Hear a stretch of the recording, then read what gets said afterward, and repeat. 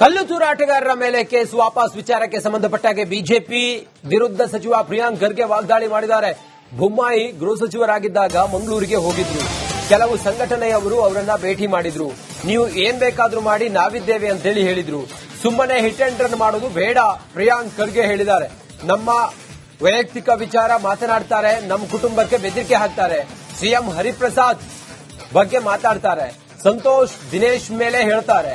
ಮೊದಲು ಆರ್ಎಸ್ಎಸ್ ದಾಖಲೆ ಎಸೆದು ಬಿಡಿ, ನನ್ನ ಮುಖದ ಮೇಲೆ ಎಸೆದು ಬಿಡಿ, ನಮ್ಮದು ಅಧಿಕೃತ ಸಂಘಟನೆ ಅಂತ ಹೊರಡಿಸಿ ಅದನ್ನ ತೋರಿಸಿ, ಆಯ್ತಲ್ಲ, ಯಾರು ನಿಮ್ಮನ್ನ ಕೇಳ್ತಾರೆ ಅಂತ ಹೇಳಿ ಪ್ರಿಯಾಂಕ್ ಖರ್ಗೆ ಆರ್ಎಸ್ಎಸ್ ಬಗ್ಗೆ ಏನೇನೋ ಮಾತಾಡಿದ್ದಾರೆ.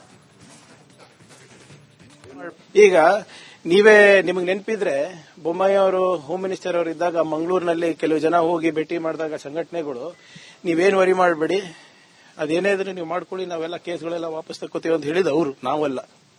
ಆಮೇಲೆ ನಾವೇನೇ ಮಾಡಿದ್ರು ಕೂಡ ಕಾನೂನು ಅಡಿನಲ್ಲೇ ಮಾಡಬೇಕಲ್ಲ. ಏನೋ ನಾನ್ ಬರದ ತಕ್ಷಣ ಕಾನೂನು ಚೇಂಜ್ ಆಗತ್ತಾ? ಎಲ್ಲ ಕುಲಂಕುಷವಾಗಿ ಪರಿಶೀಲನೆ ಮಾಡಕ್ ಹೇಳಿ ಅವರಿಗೆ. ಸುಮ್ಮನೆ ಹಿಟ್ ಅಂಡ್ ರನ್ ಮಾಡೋದ್ರಲ್ಲಿ ಏನು ಇದು ಇಲ್ಲ. ನಾನ್ ಕೇಳೋ ಪ್ರಶ್ನೆಗಳಿಗೆ ಉತ್ತರ ಇಲ್ಲ ಅಂದ್ಬಿಟ್ಟು ಇವೆಲ್ಲಾನು ಮಾಡ್ತಾ ಇದ್ದಾರೆ. ಮಾಡ್ಲಿ, ನಾನು ಹೇಳ್ದಂಗೆ ವೈಯಕ್ತಿಕ ವಿಚಾರಗಳ ಬಗ್ಗೆ ಮಾತನಾಡ್ತಾರೆ, ನನ್ನ ಬಗ್ಗೆ ಚರ್ಚೆ ಮಾಡ್ತಾರೆ, ನಮ್ಮ ಕುಟುಂಬದವರಿಗೆ ಬೆದರಿಕೆ ಹಾಕ್ತಾರೆ. ಇಷ್ಟಕ್ಕೆ ಸೀಮಿತ ಆಗಿರೋದು ಹೊರತು, ಈಗ ನೀವೇ ನಿಮಗೆ ನೆನಪಿದ್ರೆ ಬೊಮ್ಮಾಯಿ ಅವರು ಹೋಮ್ ಮಿನಿಸ್ಟರ್ ಅವರು ಇದ್ದಾಗ ಮಂಗಳೂರಿನಲ್ಲಿ ಕೆಲವು ಜನ ಹೋಗಿ ಭೇಟಿ ಮಾಡಿದಾಗ ಸಂಘಟನೆಗಳು ನೀವೇನು ವರಿ ಮಾಡಬೇಡಿ, ಅದೇನೇ ಇದ್ರೆ ನೀವು ಮಾಡ್ಕೊಳ್ಳಿ, ನಾವೆಲ್ಲ ಕೇಸ್ಗಳೆಲ್ಲ. ಹೆಚ್ಚಿನ ಮಾಹಿತಿಯೊಂದಿಗೆ ನಮ್ಮ ಪ್ರತಿನಿಧಿ ಹನುಮಂತು ಈಗ ನೇರ ಸಂಪರ್ಕದಲ್ಲಿದ್ದಾರೆ. ಹನುಮಂತು, ಪ್ರಿಯಾಂಕ್ ಖರ್ಗೆ ಅವರು ಆಡಿರೋ ಮಾತು ಈಗ ಬಹಳ ಚರ್ಚೆ ಆಗ್ತಾ ಇದೆ. ದಾಖಲೆ ರಿಲೀಸ್ ಮಾಡ್ಲಿ ಅಂತೇಳಿ ಎಲ್ಲ ಹೇಳಿದ್ದಾರೆ. ಪ್ರಿಯಾಂಕ್ ಖರ್ಗೆ ಅವರು ಏನ್ ಮಾಡೋದಕ್ಕೆ ಹೊರಟಿದ್ದಾರೆ ಹಂಗಾದ್ರೆ? ಮತ್ತು ಕೇಸ್ ವಾಪಸ್ ವಿಚಾರದ ಬಗ್ಗೆ ಎಲ್ಲ ಕಮೆಂಟ್ ಮಾಡಿದ್ದಾರೆ. ಏನೇನ್ ಹೇಳಿದ್ರು, ಏನ್ ಕತೆ ಪ್ರಿಯಾಂಕ್ ಖರ್ಗೆ ಅವರದ್ದು, ಏನ್ ಸ್ಟ್ಯಾಂಡು ಹನುಮಂತು?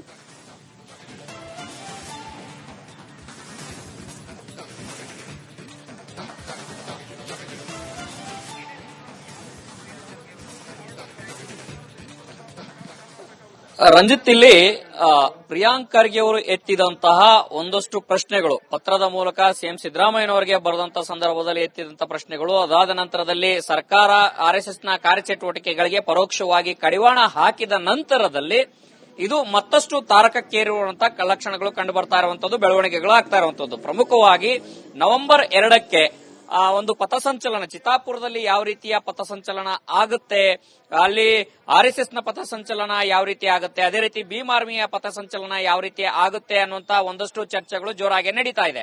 ಈ ನಡುವೆ ಬಿಹಾರದ ಚುನಾವಣೆಯಕ್ಕೆ ಒಂದಷ್ಟು ಎಲೆಕ್ಷನ್ಗೆ ಫಂಡ್ ಹೋಗುತ್ತೆ ಅನ್ನುವಂತ ಆರೋಪ ಬಿಜೆಪಿ ನಾಯಕರು ಎಲ್ಲರೂ ಕೂಡ ಮಾಡಿದ್ರು. ಆ ಒಂದು ಸಂದರ್ಭದಲ್ಲೂ ಕೂಡ ಇಲ್ಲಿ ಪ್ರಮುಖವಾಗಿ ಪ್ರಿಯಾಂಕ್ ಖರ್ಗೆ ಅವರು ಈ ಹಿಂದೆ ಅನಂತಕುಮಾರ್ ಅವರು ಇದ್ದಂತ ಒಂದು ವಿಡಿಯೋದಲ್ಲಿ ವೈರಲ್ ಆದಂತಹ ವಿಡಿಯೋನ ಪೋಸ್ಟ್ ಅನ್ನ ಮಾಡಿದ್ರೆ ಕಪ್ಪ ಕಾಣಿಕೆ ವಿಚಾರಕ್ಕೂ ಕೂಡ ಪ್ರಸ್ತಾಪ ಮಾಡಿದ್ರು. ಇದಕ್ಕೆ ಕೆಂಡಮಂಡಲವಾಗಿರುವಂತಹ ಅನಂತಕುಮಾರ್ ಅವರ ಪುತ್ರಿ ಅವರು ನೇರವಾಗಿ ಪ್ರಿಯಾಂಕ್ ಖರ್ಗೆ ಅವರೇ, ನೀವು ಆರ್ಎಸ್ಎಸ್ ನ ವಿರುದ್ಧ ಹೋರಾಟ ಮಾಡಿದಂತ ಹೋರಾಟ ಏನಿದೆ ಅದು ವಿಫಲ ಆಗಿದೆ ಅನ್ನುವಂತ ಟ್ವೀಟ್ ಅನ್ನು ಕೂಡ ಮಾಡಿದ್ರು. ಅವರಿಗೆ ತಿರುಗೇಟನ್ನ ಕೊಟ್ಟಿರುವಂತಹ ಪ್ರಿಯಾಂಕ್ ಖರ್ಗೆ ಅವರು ರಾಜಕೀಯದಲ್ಲಿ ಇದ್ದಾರೋ ಇಲ್ವೋ ಗೊತ್ತಿಲ್ಲ, ಆದ್ರೆ ಆ ವಕೀಲರು ಅನ್ನುವಂತ ಮಾಹಿತಿ ನನಗಿದೆ.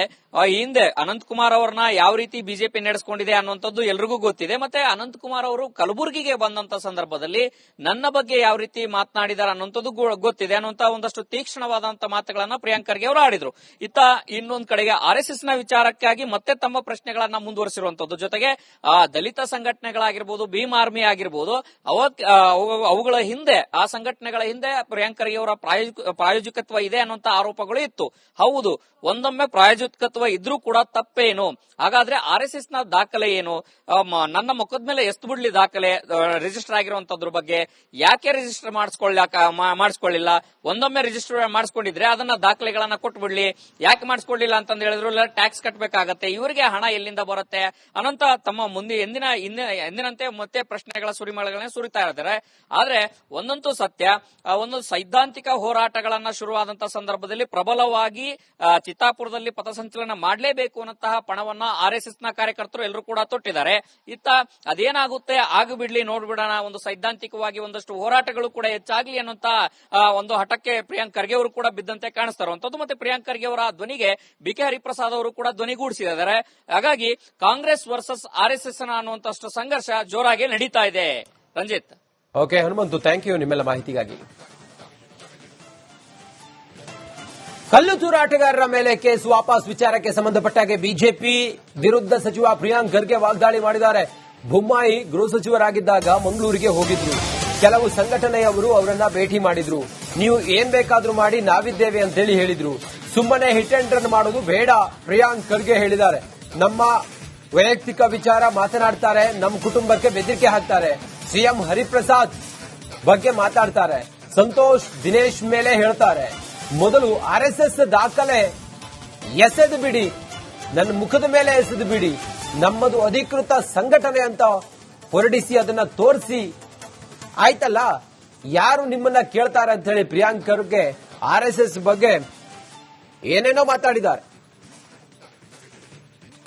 ಈಗ ನಿಮಗೆ ನೆನಪಿದ್ರೆ ಬೊಮ್ಮಾಯಿ ಅವರು ಹೋಮ್ ಮಿನಿಸ್ಟರ್ ಅವರು ಇದ್ದಾಗ ಮಂಗಳೂರಿನಲ್ಲಿ ಕೆಲವು ಜನ ಹೋಗಿ ಭೇಟಿ ಮಾಡಿದಾಗ ಸಂಘಟನೆಗಳು, ನೀವೇನು ವರಿ ಮಾಡಬೇಡಿ, ಅದೇನೇ ಇದ್ರೆ ನೀವು ಮಾಡ್ಕೊಳ್ಳಿ, ನಾವೆಲ್ಲ ಕೇಸ್ಗಳೆಲ್ಲ ವಾಪಸ್ ತಕ್ಕೋತೀವಿ ಅಂತ ಹೇಳಿದ ಅವರು, ನಾವಲ್ಲ. ಆಮೇಲೆ ನಾವೇನೇ ಮಾಡಿದ್ರು ಕೂಡ ಕಾನೂನು ಅಡಿನಲ್ಲೇ ಮಾಡಬೇಕಲ್ಲ. ಏನೋ ನಾನ್ ಬರದ ತಕ್ಷಣ ಕಾನೂನು ಚೇಂಜ್ ಆಗತ್ತಾ? ಎಲ್ಲ ಕುಲಂಕುಷವಾಗಿ ಪರಿಶೀಲನೆ ಮಾಡಕ್ ಹೇಳಿ ಅವರಿಗೆ. ಸುಮ್ಮನೆ ಹಿಟ್ ಅಂಡ್ ರನ್ ಮಾಡೋದ್ರಲ್ಲಿ ಏನು ಇದು ಇಲ್ಲ. ನಾನ್ ಕೇಳೋ ಪ್ರಶ್ನೆಗಳಿಗೆ ಉತ್ತರ ಇಲ್ಲ ಅಂದ್ಬಿಟ್ಟು ಇವೆಲ್ಲಾನು ಮಾಡ್ತಾ ಇದ್ದಾರೆ. ಮಾಡ್ಲಿ, ನಾನು ಹೇಳ್ದಂಗೆ ವೈಯಕ್ತಿಕ ವಿಚಾರಗಳ ಬಗ್ಗೆ ಮಾತನಾಡ್ತಾರೆ, ನನ್ನ ಬಗ್ಗೆ ಚರ್ಚೆ ಮಾಡ್ತಾರೆ, ನಮ್ಮ ಕುಟುಂಬದವರಿಗೆ ಬೆದರಿಕೆ ಹಾಕ್ತಾರೆ. ಇಷ್ಟಕ್ಕೆ ಸೀಮಿತ ಆಗಿರೋದು ಹೊರತು, ಈಗ ನಿಮಗೆ ನೆನಪಿದ್ರೆ ಬೊಮ್ಮಾಯಿ ಅವರು ಹೋಮ್ ಮಿನಿಸ್ಟರ್ ಅವರು ಇದ್ದಾಗ ಮಂಗಳೂರಿನಲ್ಲಿ ಕೆಲವು ಜನ ಹೋಗಿ ಭೇಟಿ ಮಾಡಿದಾಗ ಸಂಘಟನೆಗಳು, ನೀವೇನು ವರಿ ಮಾಡಬೇಡಿ, ಅದೇನೇ ಇದ್ರೆ ನೀವು ಮಾಡ್ಕೊಳ್ಳಿ, ನಾವೆಲ್ಲ ಕೇಸ್ಗಳೆಲ್ಲ. ಹೆಚ್ಚಿನ ಮಾಹಿತಿಯೊಂದಿಗೆ ನಮ್ಮ ಪ್ರತಿನಿಧಿ ಹನುಮಂತು ಈಗ ನೇರ ಸಂಪರ್ಕದಲ್ಲಿದ್ದಾರೆ. ಹನುಮಂತು, ಪ್ರಿಯಾಂಕ್ ಖರ್ಗೆ ಅವರು ಆಡಿರೋ ಮಾತು ಈಗ ಬಹಳ ಚರ್ಚೆ ಆಗ್ತಾ ಇದೆ. ದಾಖಲೆ ರಿಲೀಸ್ ಮಾಡ್ಲಿ ಅಂತ ಹೇಳಿ ಎಲ್ಲ ಹೇಳಿದ್ದಾರೆ. ಪ್ರಿಯಾಂಕ್ ಖರ್ಗೆ ಅವರು ಏನ್ ಮಾಡೋದಕ್ಕೆ ಹೊರಟಿದ್ದಾರೆ ಹಂಗಾದ್ರೆ? ಮತ್ತು ಕೇಸ್ ವಾಪಸ್ ವಿಚಾರದ ಬಗ್ಗೆ ಎಲ್ಲ ಕಮೆಂಟ್ ಮಾಡಿದ್ದಾರೆ.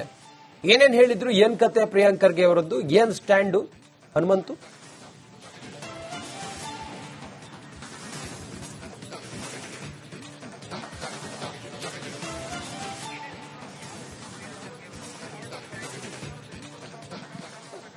ರಂಜಿತ್, ಇಲ್ಲಿ ಪ್ರಿಯಾಂಕ್ ಖರ್ಗೆ ಅವರು ಎತ್ತಿದಂತಹ ಒಂದಷ್ಟು ಪ್ರಶ್ನೆಗಳು, ಪತ್ರದ ಮೂಲಕ ಸಿಎಂ ಸಿದ್ದರಾಮಯ್ಯನವರಿಗೆ ಬರೆದಂತಹ ಸಂದರ್ಭದಲ್ಲಿ ಎತ್ತಿದಂತಹ ಪ್ರಶ್ನೆಗಳು, ಅದಾದ ನಂತರದಲ್ಲಿ ಸರ್ಕಾರ ಆರ್ಎಸ್ಎಸ್ನ ಕಾರ್ಯಚಟುವಟಿಕೆಗಳಿಗೆ ಪರೋಕ್ಷವಾಗಿ ಕಡಿವಾಣ ಹಾಕಿದ ನಂತರದಲ್ಲಿ ಇದು ಮತ್ತಷ್ಟು ತಾರಕಕ್ಕೇರುವಂತಹ ಲಕ್ಷಣಗಳು ಕಂಡು ಬರ್ತಾ ಇರುವಂತದ್ದು, ಬೆಳವಣಿಗೆಗಳು ಆಗ್ತಾ ಇರುವಂತದ್ದು. ಪ್ರಮುಖವಾಗಿ ನವೆಂಬರ್ 2ಕ್ಕೆ ಒಂದು ಪಥಸಂಚಲನ ಚಿತ್ತಾಪುರದಲ್ಲಿ ಯಾವ ರೀತಿಯ ಪಥಸಂಚಲನ ಆಗುತ್ತೆ, ಅಲ್ಲಿ ಆರ್ಎಸ್ಎಸ್ನ ಪಥಸಂಚಲನ ಯಾವ ರೀತಿ ಆಗುತ್ತೆ, ಅದೇ ರೀತಿ ಭೀಮ್ ಆರ್ಮಿಯ ಪಥಸಂಚಲನ ಯಾವ ರೀತಿ ಆಗುತ್ತೆ ಅನ್ನುವಂತ ಒಂದಷ್ಟು ಚರ್ಚೆಗಳು ಜೋರಾಗಿ ನಡೀತಾ ಇದೆ.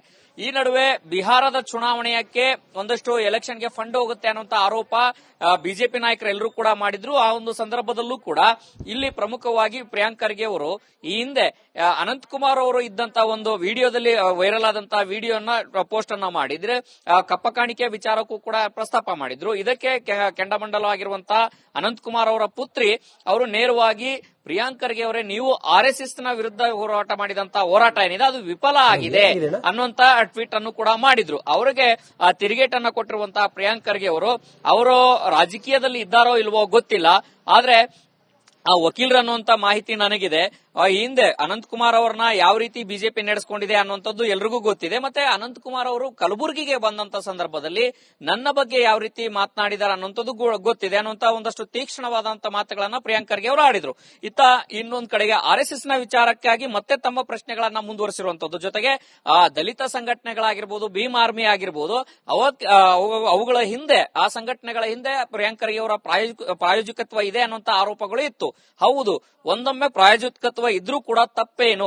ಹಾಗಾದ್ರೆ ಆರ್ಎಸ್ಎಸ್ ನ ದಾಖಲೆ ಏನು? ನನ್ನ ಮುಖದ ಮೇಲೆ ಎಷ್ಟು ಬಿಡ್ಲಿ ದಾಖಲೆ ರಿಜಿಸ್ಟರ್ ಆಗಿರುವಂತದ್ರ ಬಗ್ಗೆ ಯಾಕೆ ರಿಜಿಸ್ಟರ್ ಮಾಡಿಸ್ಕೊಳ್ಳಿಲ್ಲ? ಒಂದೊಮ್ಮೆ ರಿಜಿಸ್ಟರ್ ಮಾಡಿಸ್ಕೊಂಡಿದ್ರೆ ಅದನ್ನ ದಾಖಲೆಗಳನ್ನ ಕೊಟ್ಬಿಡ್ಲಿ, ಯಾಕೆ ಮಾಡಿಸ್ಕೊಳ್ಳಿಲ್ಲ ಅಂತಂದ್ ಹೇಳಿದ್ರು ಟ್ಯಾಕ್ಸ್ ಕಟ್ಟಬೇಕಾಗತ್ತೆ, ಇವರಿಗೆ ಹಣ ಎಲ್ಲಿಂದ ಬರುತ್ತೆ ಅನ್ನಂತ ತಮ್ಮ ಮುಂದೆ ಎಂದಿನಂತೆ ಮತ್ತೆ ಪ್ರಶ್ನೆಗಳ ಸುರಿಮಳೆಗಳನ್ನ ಸುರಿತಾ ಇದ್ದಾರೆ.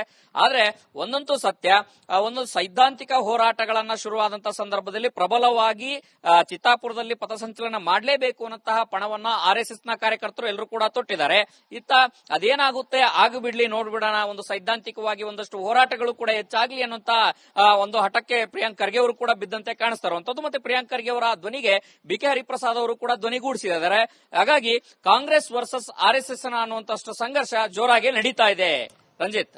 ಓಕೆ ಹನುಮಂತು, ಥ್ಯಾಂಕ್ ಯು ನಿಮ್ಮೆಲ್ಲ ಮಾಹಿತಿಗಾಗಿ.